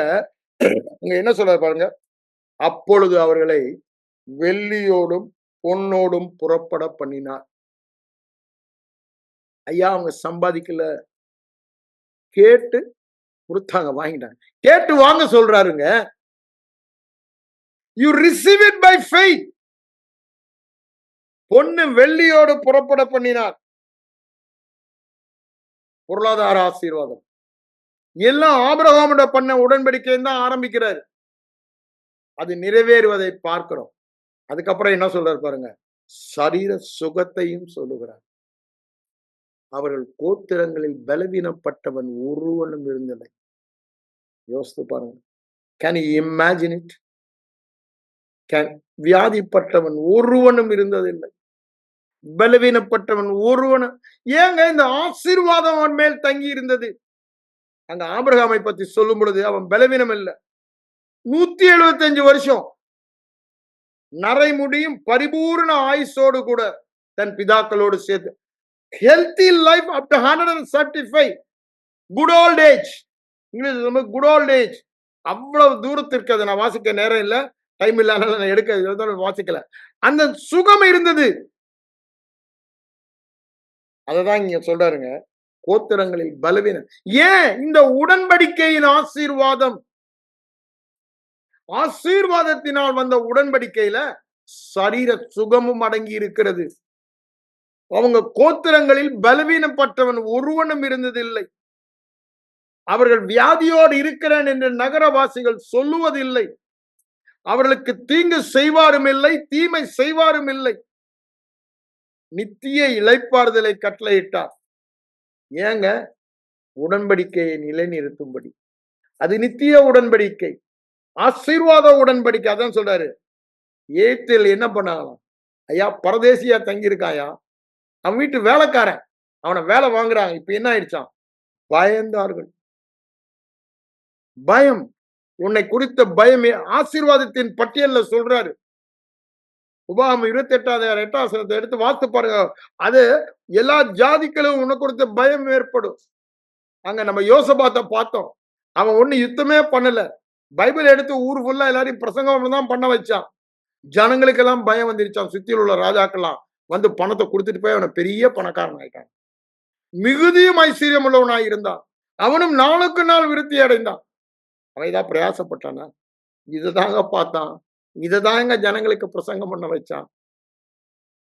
ரொம்ப தெளிவா அங்க சொல்லப்பட்ட. அடுத்தது இங்க என்ன சொல்ற பாருங்க. பயந்ததினால் அவங்க போனா போது, நீ என்ன கேட்டாலும் தரேன், தயவுசெய்து போப்பா. அவ்வளவு பயம். உங்கள் சத்துருகளுக்கு, உங்களை ஒழுக்கிறவர்களுக்கு உங்களை குறித்து பயத்தை உண்டாக்குகிறார். ஏன் அங்கிள், ஏன்னா பிரதர் என் வாழ்க்கையில நடக்கல? ஒரே காரியம், இந்த வசனம் இருதயத்தில் இல்ல, மனம் மாற்றப்படவில்லை, இருதயத்துல விசுவாசிக்க ஒரு உத்தம இருதயம் இல்லை. உன் விசுவாசத்தின்படி உனக்கு ஆக கடவுது என்று சொல்லுகிறார். ஐயா, விசுவாசிப்பதற்கு தான் தேவனுடைய வார்த்தையை அனுப்புகிறார். அவர் தம்முடைய வார்த்தையை அனுப்பி குணமாக்குகிறார். வார்த்தையை அனுப்பி உன்னை பாதுகாக்கிறார். வார்த்தையை அனுப்பி பொன்னோடும் வெள்ளியோடும் சம்பத்து மிகுதியாய் பெருக பண்ணுகிறார். அந்த வார்த்தையை ரிசீவ் பண்ணதாங்க நம்முடைய வேலை. அந்த வார்த்தையை ரிசீவ் பண்ணாம மொட்டையா இருந்தா மொட்டை விசுவாசம். விசுவாசம் எப்பொழுதுமே தேவ வசனத்தின் மேல் வைக்கிற விசுவாசம். அந்த வசனம் தான், அந்த வார்த்தை தான் அது உன் வாழ்க்கையில வெளிப்படும். நீ அதை விசுவாசியாம தேவன் ஆசீர்வதிப்பார். வார்த்தை வேண்டுங்க, ஆதாரம் தேவை. on what basis God is going to bless me? என்னை எவ்வாறு ப்ரொடெக்ட் பண்ணுகிறார், எவ்வாறு என்னை பாதுகாக்கிறார்? வேத வசனம் அது இருதயத்திலே பதிய வேண்டும். அது என் எண்ணங்களை மாற்ற வேண்டும். அது மாற்றும் பொழுதுதான் அந்த ஆசீர்வாதம் வெளிப்படும். அதான் புறப்பட்ட போது பயந்தார்கள். அது ஒரு ஆசீர்வாதங்க. உன்னை கண்டு உன் சத்துருளுக்கு பயம் ஏற்படுவது ஒரு ஆசீர்வாதம். ஆபிரகாமை கண்டு அவங்க எல்லாம் பயப்படுறாங்க. ஈசாக்கை கண்டு பயப்படுறாங்க. உன்னோட உடன்படிக்கை பண்ண வந்துட்டோம்பா, நீ பெரிய பராக்கிரமசாலிப்பா, அப்படித்தானே? கர்த்தர் உன்னோடு கூட நீ செய்வதெல்லாம் ஆசீர்வாதமா இருக்கு அப்படின்னு இந்த ராஜாவே யாரு? பரதேசியாய் தங்குகிற ஈசாக்கோடு ஆபிரகாமோடு வருகிறாரு. நல்லா யோசித்து பாருங்க. நம்மை குறித்த பயம் சத்துருளுக்கு ஏற்படும். ஆகவே அங்க என்ன சொல்றாரு பாருங்க. நல்ல அதிசயத்தெல்லாம் வருஷத்தையா சொல்றாரு. 42 என்ன சொல்றாரு? இதெல்லாம் ஏன் செஞ்சாரா? பரிசுத்த வாக்கு தத்தத்தையும் ஆபிரகாமையும் நினைத்து. இப்ப நம்ம நினைக்கணுங்க, அவர் நினைக்கிறார் எப்பவுமே. அதனாலதான் சொல்றாரு 8:18 ரிமெம்பர், நினைவு கூறு, நினைவு கூறு. இன்னைக்கு நம்ம இவ்வளவு தூரம் இன்னும் நம்ம நினைவு கூறணும். என்ன எல்லை இல்லாத ஒரு ஆசீர்வாதத்தை கொண்டு போறத நினைவு கூற சொல்லுகிறார். காரணம், நம்முடைய கிரியை அல்லவே அல்லவே அல்லவே அல்லவே அல்ல. அவருடைய கரம், அவருடைய பராக்கிரமம், அவர் பண்ணின வாக்கு, அவர் பண்ணின உடன்படிக்கை, அவர் கொடுத்த பலி. அந்த நல்ல செய்திதான் நம்மை இந்த இடத்திற்கு கொண்டு வருகிறது. அடுத்தது என்ன சொல்றாரு? கடைசி வசனத்துல வாசிக்கிறேன். அவர்களுக்கு புறஜாதிகளுடைய தேசங்களை கொடுத்தார். புறஜாதியுடைய பிரயாசங்களை அவர்களுக்கு சுதந்திரமாக கொடுத்தார். அதுதாங்க வேதனை இல்லாத ஆசீர்வாதம். You don't labor, you don't merit உனக்கு தகுதி இல்லை, நீ அதுக்கு உழைக்கல.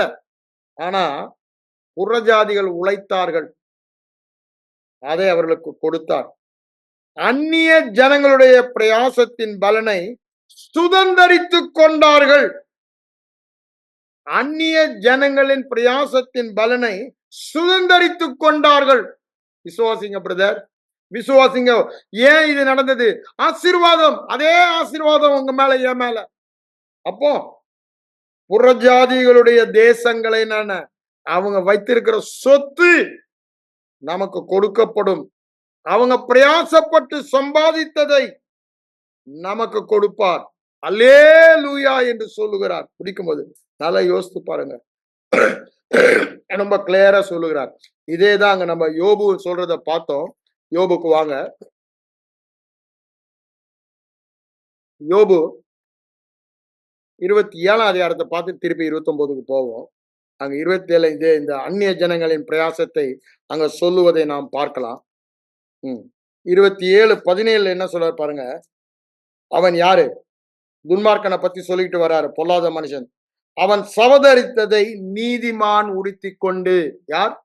விசுவாசத்தினால் நீதிமான், விசுவாசத்தினால் நீதிமான்.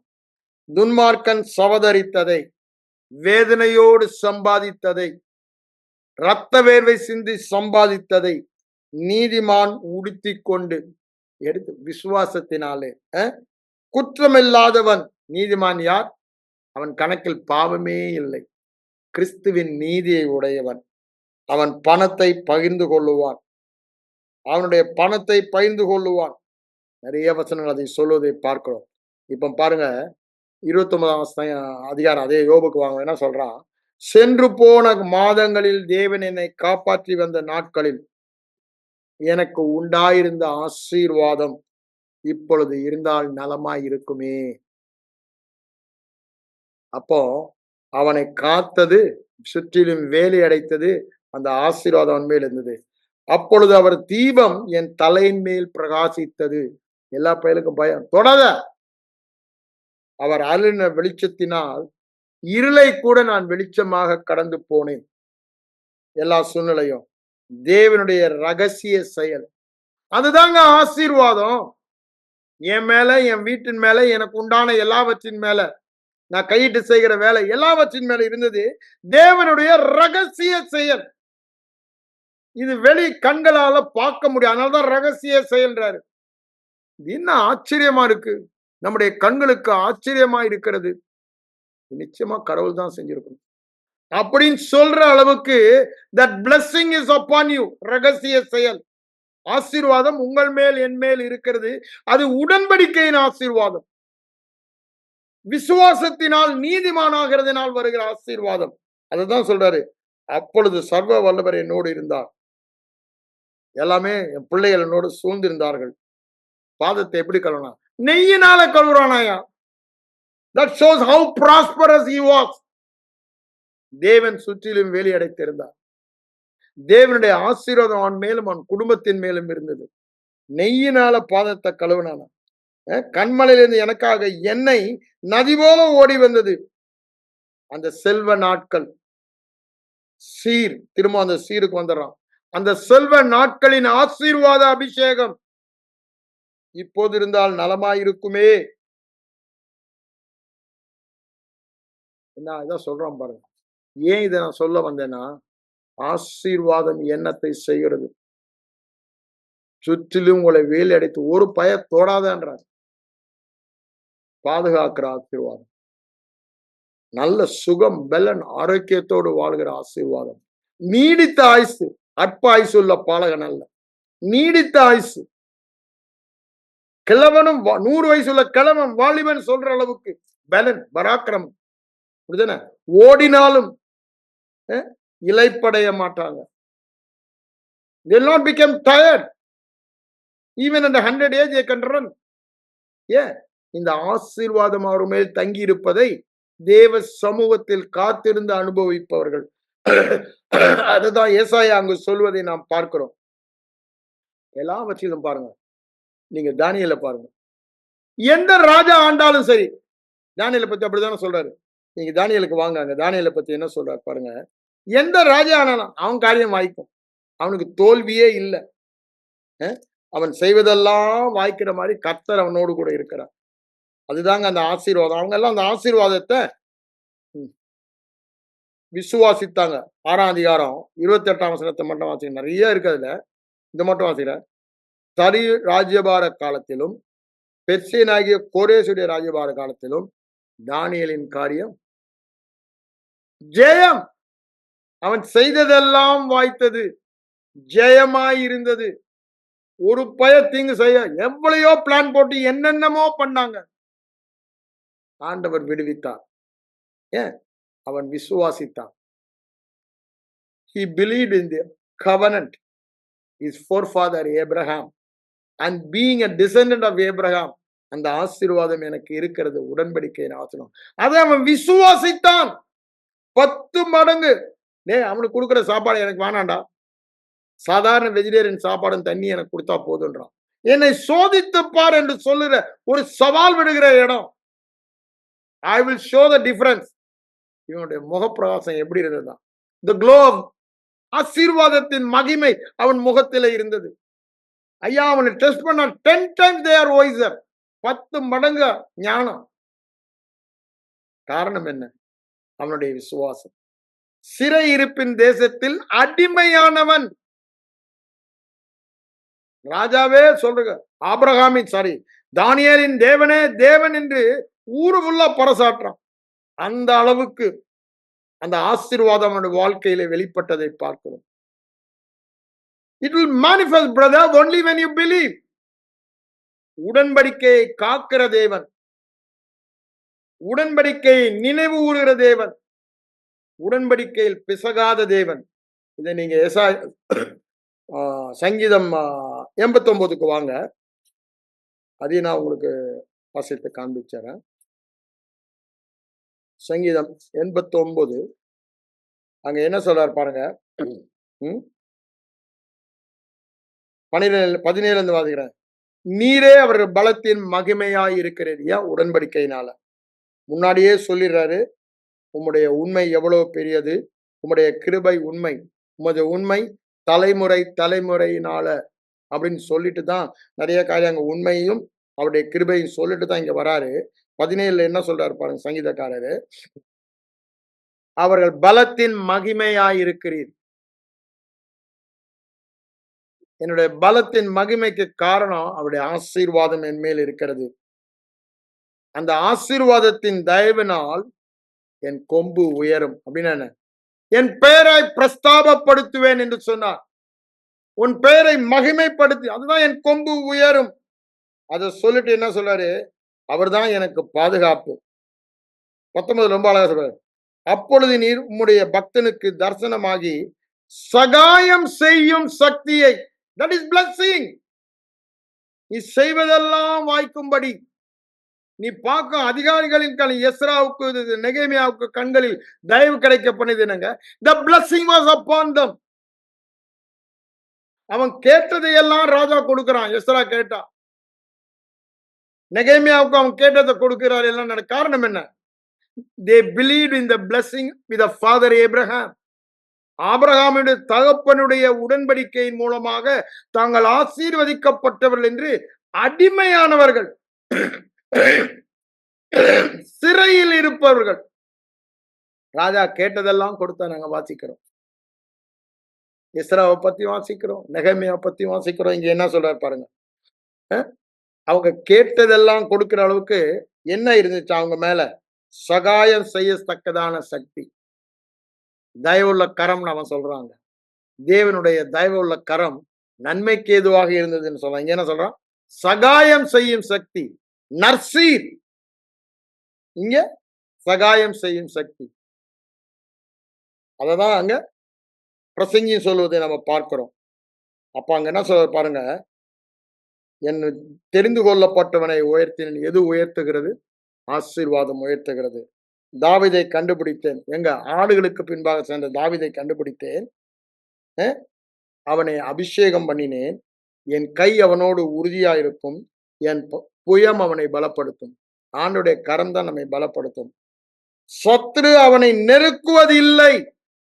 ஆசீர்வாதம் என் மேல் இருக்கும் பொழுது சத்ரு என்னை நெருக்குவதில்லை.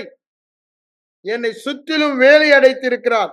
நியாயக்கேட்டின் மகன் என்னை ஒடுக்குவதில்லை. நெருக்குவதில்லை, ஒடுக்குவதில்லை. சத்ரு அவனை நெருக்குவதில்லை. நியாயக்கேடு செய்கிறவன் என்னை ஒடுக்குவதில்லை. நெருக்குவதில்லை, ஒடுக்குவதில்லை. அதை சொல்லிட்டு தான் சொல்றாரு, எல்லா சத்துரையும் மனங்கடித்து எல்லாரையும் வெட்டாங்க. எதுங்க? ஆசீர்வாதம். ஆபிரகாம் போறான் 300 பேரோட. யாரு செய்தது? அந்த ஆசீர்வாதம் செய்தது. அதான் இங்க சொல்றாரு, என் உண்மையும் என் கிருபையும் அவனோடு இருக்கும், என் நாமத்தினால் அவன் கொம்பு உயரும். அதுதான் அவர் சொல்லிட்டாங்க. என்ன சொல்றாரு பாருங்க, 33 வருஷம், என் கிருபை அவனை விட்டு விலக்காமலும் என் உண்மையில் பிசகாமலும் இருப்பேன், என் உடன்படிக்கையில் மீறாமலும் என் உதடுகள் விளம்பினதில், என்ன அழகா சொல்றாரு பாருங்க, என் உதடுகள் விளம்பினதில் மாற்றாமலும் இருப்பேன். ஆசீர்வதிக்கப்பட்டவர்கள் என்று நான் ஆசீர்வதித்து விட்டேன், இனி மாற்றவே மாட்டேன். ஆபிரகாமுக்கு சொன்ன ஆணை அது நித்திய உடன்படிக்கை. அந்த உடன்படிக்கையை நான் நிறைவேற்றுவேன். அததான் இங்க சொல்றாரு, கிருபையை விளக்கவே மாட்டேன், உண்மையில் பிசகவே மாட்டேன். கிருபையை விளக்கலன்னா என்னங்க? நான் விசுவாசத்தால் பெறுவது நிச்சயம். ரோமர் 4:16 சொல்றாரு, அது கிருபையானால் நான் விசுவாசத்தினால் எனக்கு சொந்தமானதை பெற்று அனுபவிப்பது நிச்சயம். அப்படித்தானே சொல்றாரு 4:16. அது கிருபையான அந்த கிருபையை விளக்கவே மாட்டேன்ட்டாரு. அது நித்திய கிருபை. அதனால நான் விசுவாசத்தினால எல்லா ஆபிரகாமின் ஆசீர்வாதங்களையும் பெற்று வாழ்வது நிச்சயம். அதான் சொல்ல, உடன்படிக்கையில் மீறாமலும் உதடுகள் விளம்பினதில் மாறாமலும் இருப்பேன், என் உண்மையில் பிசக மாட்டேன். அந்த விசுவாசம் நமக்கு வரணுங்க. தேவன் உண்மை உள்ளவர். அவருடைய உண்மையில அவர் பிசகவே, கொஞ்சம் கூட தவறவே முடியாது. அது கரையில்லா தேவனின் வாக்கு. அப்படிதானே? குன்றி போக மாட்டோம், குறுகிட மாட்டோம், கரையில்லா அப்படின்னு உண்மையில் பிசகாத தேவனின் வாக்கு. அவர் உண்மையில கொஞ்சம் கூட மாற மாட்டார், பிசக மாட்டார், தவற மாட்டார். நான் சொன்னேன், என் வாயில் இருந்த வார்த்தை திரும்பவும் மாறுவதில்லை. நான் மாற மனுமுத்திரனம் அல்ல, நான் சொன்னதை அப்படியே நிறைவேற்றுவேன். அதுதான் சொல்றாரு, உண்மையில் பிசகாதவர், உடன்படிக்கையை மீறாதவர், உதடுகளில் விளம்பினதை மாறாமலும் இருப்பேன்.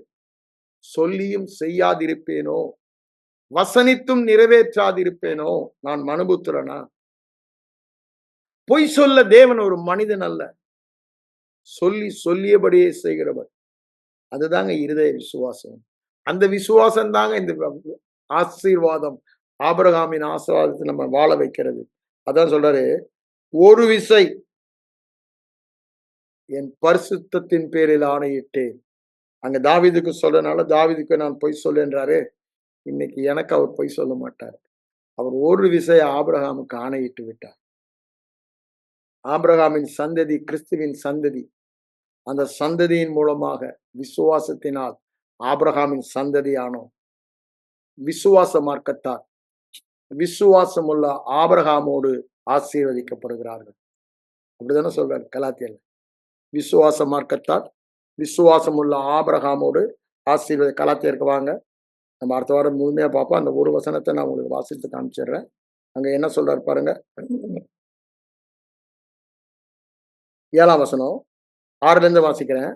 அப்படியே ஆபிரகாம் தேவனை விசுவாசித்தான், நீதியாக எண்ணப்பட்டது, சகல ஆசீர்வாதத்திலும் அவன் வாழ்ந்தான்.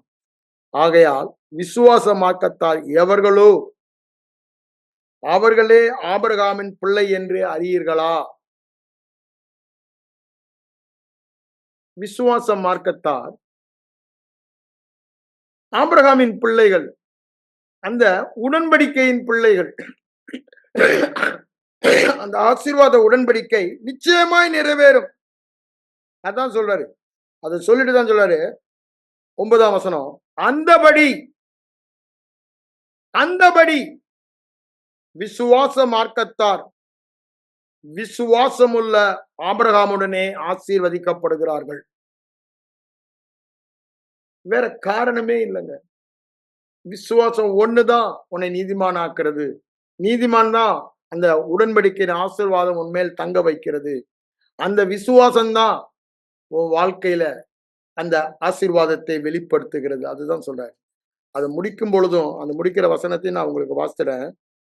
நீங்கள் கிறிஸ்துவனானால் ஆபிரகாமின் சந்ததியாராயும் வாக்குத்தத்தத்தின்படி சுதந்திரருமாயும் சொந்தக்காரருமாய் இருக்கிறீர்கள். எதற்கு? ஆசீர்வாதத்துக்கு சொந்தக்காரன்.